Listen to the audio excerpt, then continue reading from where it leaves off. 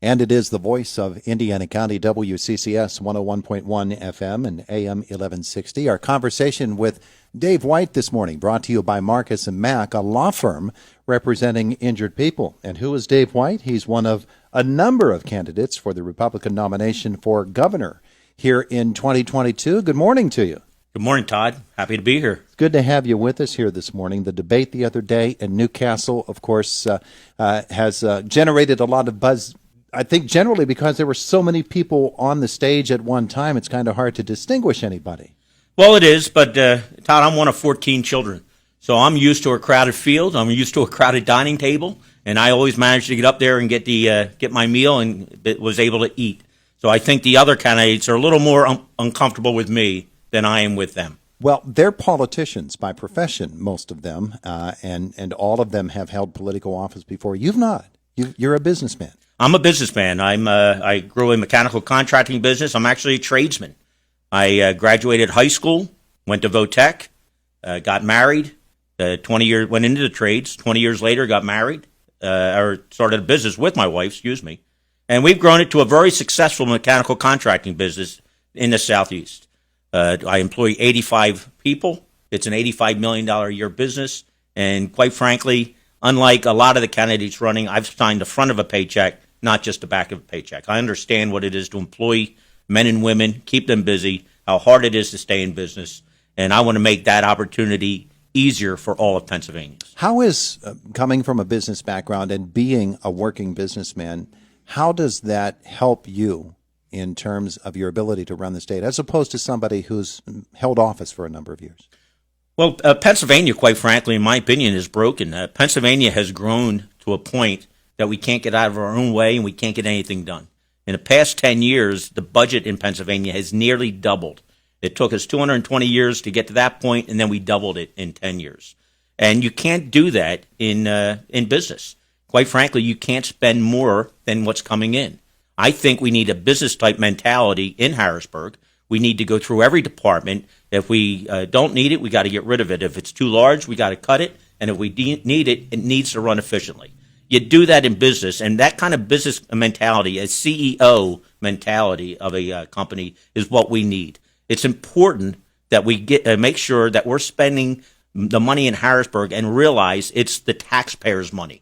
It's not their own money. Unfortunately, Harrisburg and the leadership in Harrisburg has been spending it like it's somebody else's money. It's time for them to spend it like it's their own and take care of that money. We have that obligation to the people of Pennsylvania. A couple of business questions here. First of all, Reggie is a big deal here in Indiana County, the potential closure of our power plants by basically government fiat coming from Governor Tom Wolf. I know that doesn't sit well with you. It does not at all. Quite frankly, Reggie is a job killer. The only jobs that we will grow with Reggie are in Ohio. They're not in Pennsylvania. And if Governor Wolf puts us in Reggie, and Josh will keep us in Reggie and probably make it even worse, on day one of my administration, I will sign an executive order to get us out of Reggie.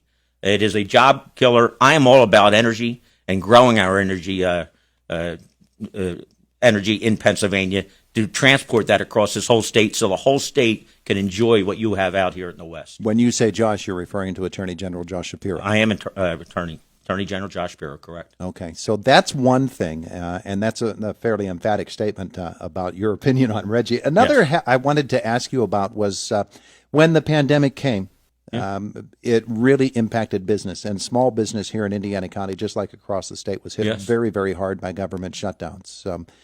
Senator Don White, Senator Joe Pittman, everybody who was involved at that time, our Representative Jim Struzzi, everybody saying that it made no sense the way the state went about it. What's your opinion of the way that we reacted to the pandemic from a business person's standpoint?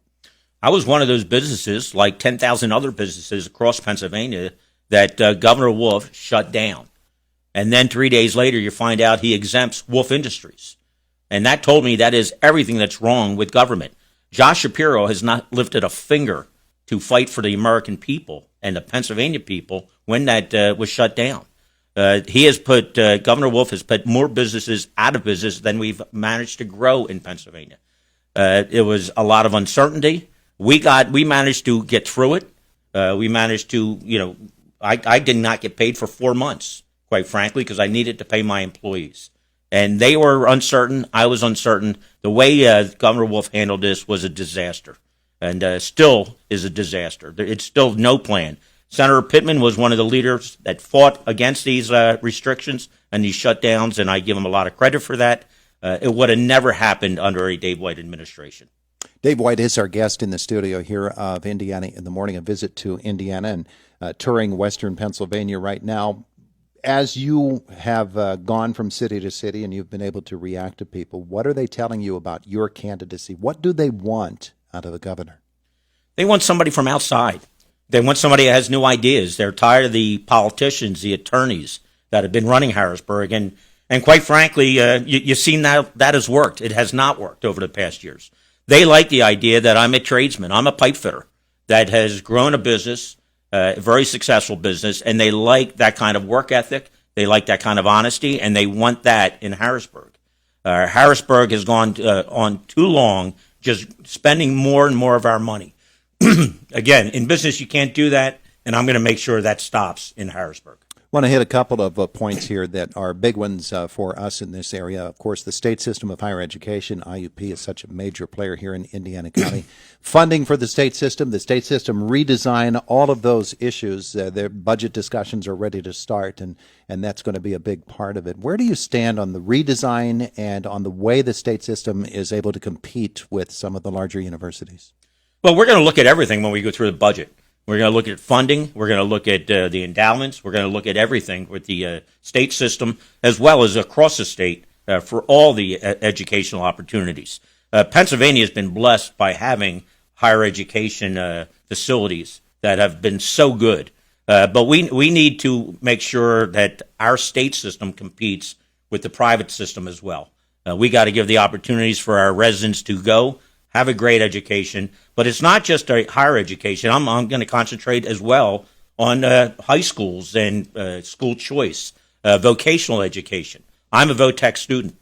There's only 3% of our high school students that now go to VOTEC, and no one's going to tell me 97% of students want to go to college. Mm-hmm. We're just not giving them the opportunity to get a education, a vocation, so they can come out of high school and make $50,000, $60,000, $70,000 a year. Have a great opportunity, have a great living, start a business, don't start a business, have one employee, have 100 employees.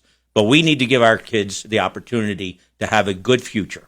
And it's not always, college is great for some people. It was not for me, and it's not for everyone.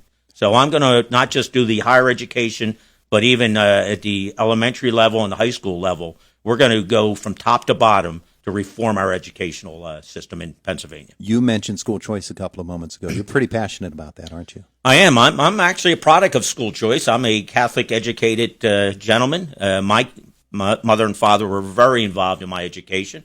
As I stated, I went to vocational school as well. And I think the money has to follow the students.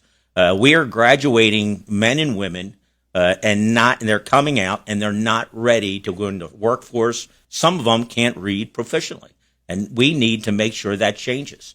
We need to stop grading our high schools by the percentage that go to college, and we need to start grading high schools by the percentage of people that are young men and women that come out and are productive and have a good living and are happy. And that is one of the problems with our education. As I stated a couple minutes ago, I am a big proponent of VOTEC, vocational schools, and I'm going to make sure we expand vocational education in Pennsylvania. Fueled by some of Governor Wolf's actions during the pandemic last year, the state passed a couple of constitutional amendments. There are more that will be on the ballot this year, right. Constitutional amendments that limit a governor's power. Is it out of balance right now? Does the governor have too much power? Should we be sure that the legislature has a voice in all of these decisions that are made for Pennsylvania's future instead of by executive action? Well, I don't believe in just having constitutional amendments because we had one bad governor. We have to be able to have a opportunity for the governor to govern. We did pass that constitutional amendment last year, limiting his executive orders for emergency throughout the state. And I think that was a good opportunity, and that's a good constitutional amendment, giving the executive just 30 days and then he has to have the buy-in of the state legislature. That's what we need to do, is work together as a governor and the state legislature to get things done. But I don't believe in passing a constitutional amendment every time we have a bad governor that oversteps. The answer to that is to get rid of that governor. He is only going to be here another 11 months, and when I'm a governor, I will make sure I work with the legislature. I will certainly make sure we have freedoms throughout Pennsylvania, and that's my goal as governor. Just a moment left with Dave White, running for governor this year, seeking the Republican nomination. So in these closing moments, what are the things that you want people to know about you as a candidate for governor of Pennsylvania? Sure, I'm the outside guy. I'm a business guy.